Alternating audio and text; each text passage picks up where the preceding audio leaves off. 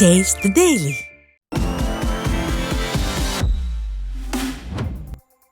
திருவண்ணாமலை அண்ணாமலையார் கோயிலுக்கு முன்பு பூஜை பொருட்கள் விற்பனை செய்யும் வியாபாரிகளுக்கான முத்தரப்பு கூட்டத்தில் வாக்குவாதம் ஏற்பட்டதால் சலசலப்பு நிலவியது.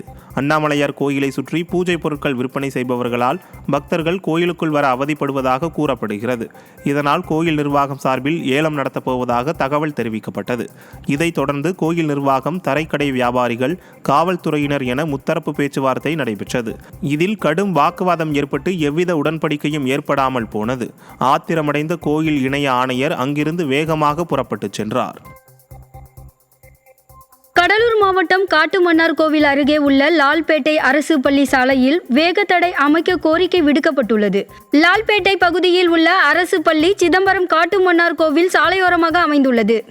இந்த பள்ளிக்கு அருகில் உள்ள சாலையில் போக்குவரத்து அதிகமாக இருந்து வருவதால் இருசக்கர வாகனங்கள், கனரக வாகனங்கள் மாணவர்கள் மீது மோதி விபத்துக்கு உள்ளாகும் நிலை இருந்து வருகிறது.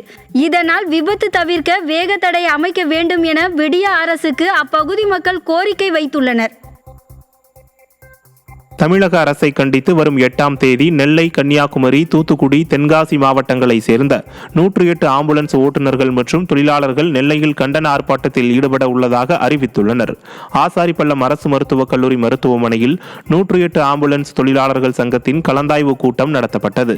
அதில் 108 ஆம்புலன்ஸ் ஓட்டுநர்கள் மற்றும் தொழிலாளர்களுக்கு பணி நேரத்தில் குடிநீர், கழிப்பிட வசதி, சொந்த ஊர் அருகாமையில் பணி, வார விடுப்பு உள்ளிட்ட அடிப்படை வசதிகள் மறுக்கப்படுவதாக தெரிவித்தனர்.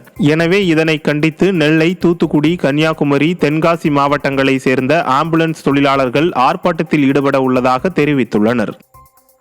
தொழிற்சங்கத்தில் முதற்கட்டமாக கன்னியாகுமரி, திருநெல்வேலி, தூத்துக்குடி இந்த 4 மாவட்டங்களை ஒருங்கிணைத்து வருகின்ற 8ஆம் தேதி கண்டன ஆர்ப்பாட்டம். தமிழக அரசு இந்த நிர்வாகத்துடைய சட்டவிரோத நடவடிக்கைகளுக்கு எதிராக நடவடிக்கை எடுக்கணும், விரைந்து நடவடிக்கை எடுக்கணும்.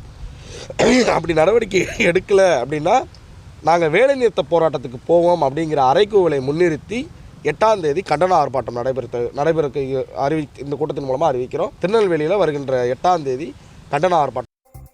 கிருஷ்ணகிரி மாவட்டம் போச்சம்பள்ளியில் உள்ள கோணனூர் கால்வாயை தூர்வார வேண்டும் என விவசாயிகள் கோரிக்கை வைத்துள்ளனர். கோணனூர் ஏரியிலிருந்து திப்பனூர் ஏரி வரை 1 கிலோமீட்டர் தொலைவிற்கு உள்ள இந்த கால்வாயை விடிய அரசு பராமரிக்காததால் முட்புதர் மண்டி குப்பை கூலமாக உள்ளது. இந்த பகுதியில் உள்ள திப்பனூர் ஏரி, பெணுகொண்டாபுரம் ஏரி இவற்றை இணைக்கும் முக்கிய கால்வாய் குப்பை கழிவுகளால் பாழ்பட்டிருப்பதால் சுற்றியுள்ள ஏரிகளுக்கு தண்ணீர் செல்வதில் தடை ஏற்பட்டுள்ளது. பாரூர் ஏரியிலிருந்து நிகழாண்டுக்கான தண்ணீர் திறக்கப்பட்டுள்ள நிலையில் கோணனூர் கால்வாயை விரைந்து தூர்வார வேண்டும் என விடியா திமுக அரசுக்கு அப்பகுதி விவசாயிகள் கோரிக்கை வைத்துள்ளனர். சாத்தனூர் அணையை சுற்றிய 20க்கும் மேற்பட்ட கிராமங்களுக்கு விவசாய பாசனத்திற்கு தண்ணீர் விடக்கோரி கண்டன ஆர்ப்பாட்டம் நடைபெற்றது.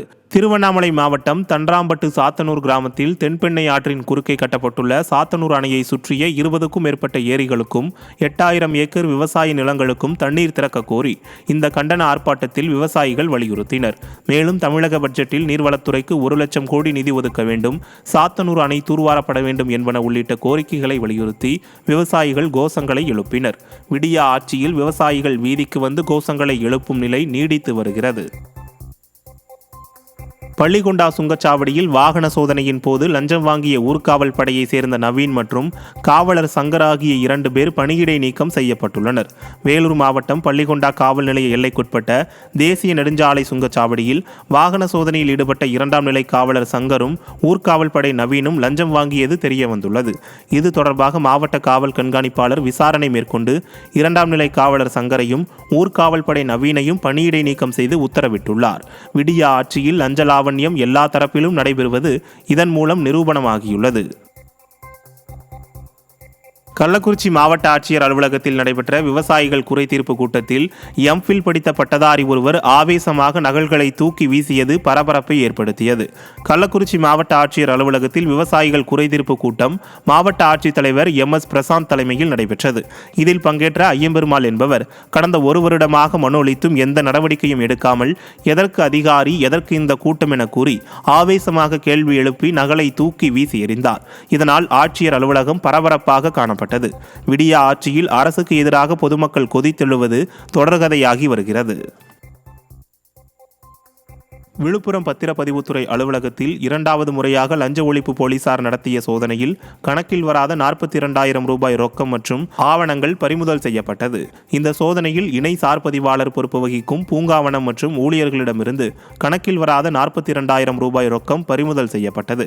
இதே அலுவலகத்தில் கடந்த மே மாதம் லஞ்ச ஒழிப்பு துறையினர் நடத்திய சோதனையில் கணக்கில் வராத 80,000 ரூபாய் ரொக்கம் பறிமுதல் செய்யப்பட்டதோடு இணை சார்பதிவாளர் தையல் நாயகி கைது செய்யப்பட்டார். மேலும் அவரது வீடு மற்றும் அவருக்கு சொந்தமான இடங்களில் சோதனை நடத்தி கோடிக்கணக்கில் ரொக்கப்பணம் மற்றும் சொத்து ஆவணங்கள் கைப்பற்றப்பட்டது குறிப்பிடத்தக்கது. இப்படி விடியா திமுக ஆட்சியில் அரசு அலுவலகங்களில் லஞ்ச லாவண்யம் தலைவிரித்தாடி வருவது மக்களை பல்வேறு இன்னல்களுக்கு ஆளாக்கி வருகிறது.